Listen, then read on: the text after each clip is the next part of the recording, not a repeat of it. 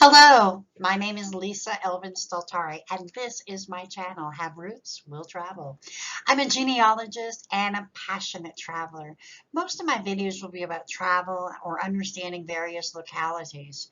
In this special series, though, I'm focusing my attention on something that is really near and dear to my heart. It's part of Quebec history. It is the story of the Filles du Roi, or the King's Daughters. In this programming, I will be focusing on individual biographies for each of the Filles du Roi so that we can get to know as many of these amazing women as possible. I've already produced one prior to this one, and that was Marie-Ursule Arculaire. And today we're going to be looking at another one. So let's get started, shall we? But before we do, don't forget to subscribe to the channel and click on the notifications alert so you'll know when I post new content. So let's begin by reviewing Les Filles du Roi. In a previous video, the one that I did of Marie-Ursule Arculaire, I went into great depth. I don't think I want to repeat that in each of the videos, so I'm going to make a standalone, much more comprehensive video on Les Filles du Roi, the program, all of the intricacies of it, so that you can have that as a referral. So with that being said, let's go and explore the Filles du Roi that we're looking at today. Her name is Elisabeth Agnes Lefebvre, and she is also my 8th times great-grandmother. Let's explore where she's from. She was born about 1655 in the parish of Saint-Germain in Paris, which is found in the 6th arrondissement, the 6th section. And her father, Guillaume Lefebvre, was doing very well for himself, and her mother's name was Barbe Viau. Now, unfortunately, Guillaume passed away.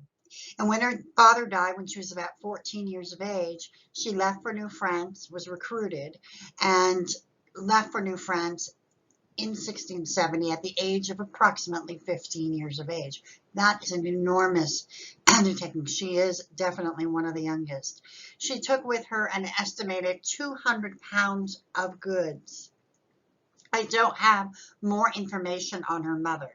We just know for a fact that her father had passed on. Now, once she got there, she had to pick a groom. Well, the first groom she picks, Nicolas Nateau, didn't work out so well. On the 31st of August, 1670, a marriage contract was drawn up between Elisabeth and Nicolas. But on the 3rd of September, 1670, that contract was annulled. On the 3rd of September, another contract was drawn up, and this time she got the guy, Francois Thibault. Now, I like to believe that Nicolas was just somebody she picked, and then Francois came along and swept her off her feet and convinced her. You know, I have this whole story in my head. Maybe it's true, maybe not, but that's what I like to believe. Francois Thibault was the son of Louis Thibault and René Gauthier.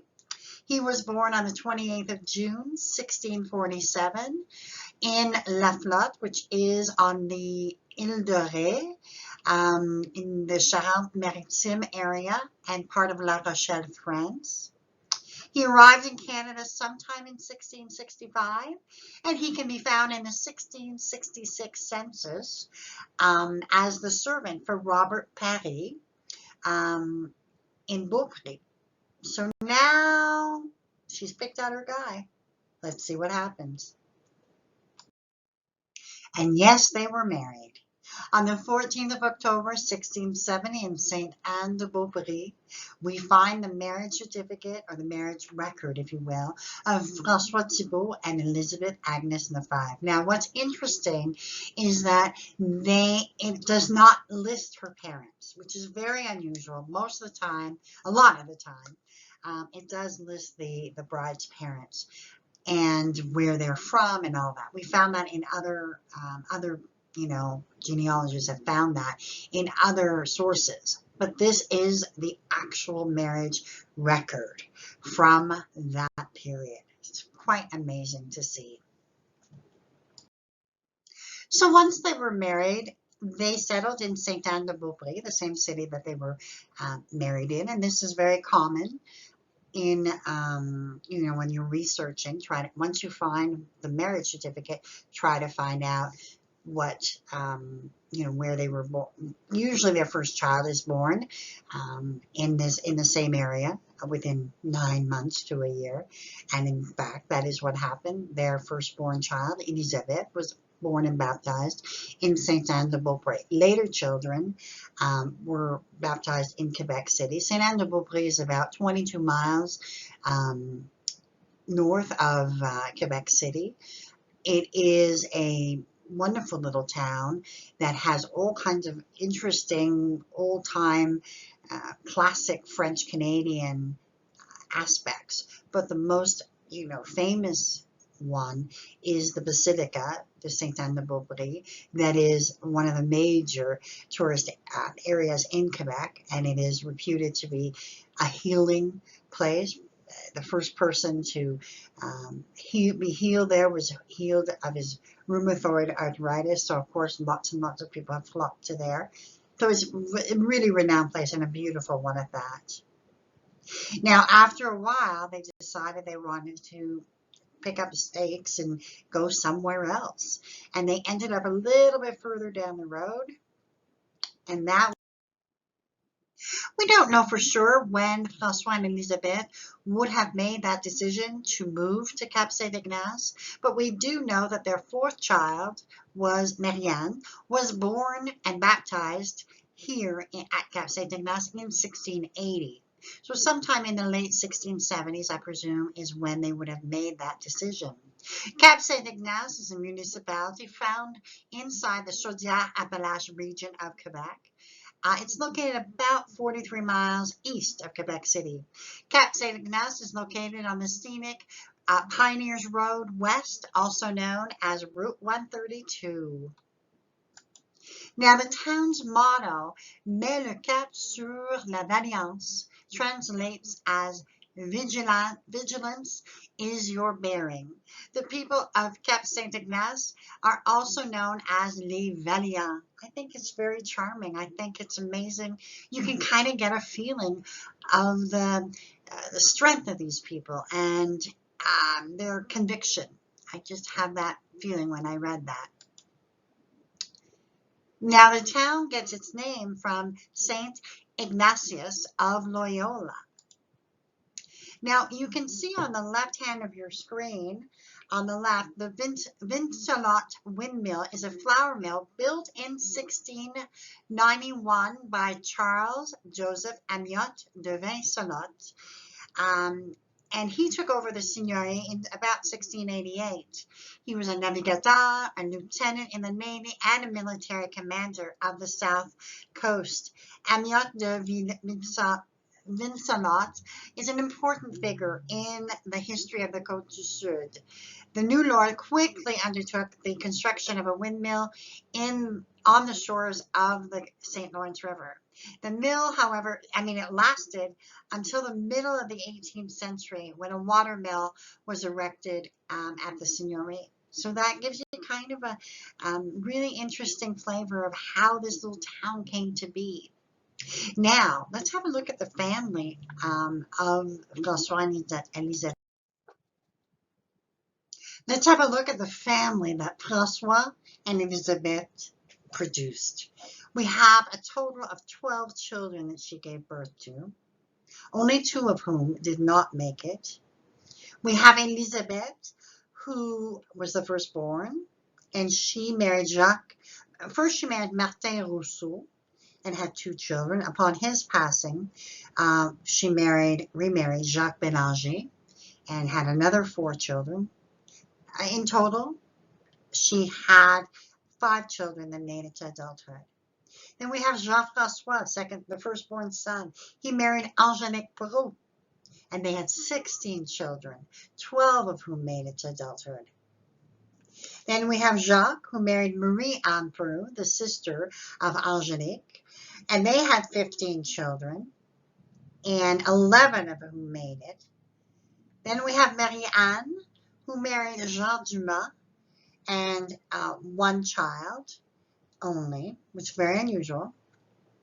And then we have my personal girl. She's my 7 times great grandmother, Geneviève, married Jean-François Bélanger, and they had 9 children, 8 of whom made it to adulthood. And yes, Jean-François Bélanger is the brother of Jacques Bélanger, who married Geneviève's older sister, Elisabeth. Then we have Anne, who married Louis Cloutier. They had 10 children, only 4 of whom made it. Elisabeth Thibault married Michel Minier, and they had 10 children, 8 of whom made it. Madeleine married Charles Goudreau, and they had 17 children, the most, and 13 of them made it to adulthood. Then we have Marie Barbe, who married Nicolas Fournier, and they had 11 children, and 10 of whom made it to adulthood.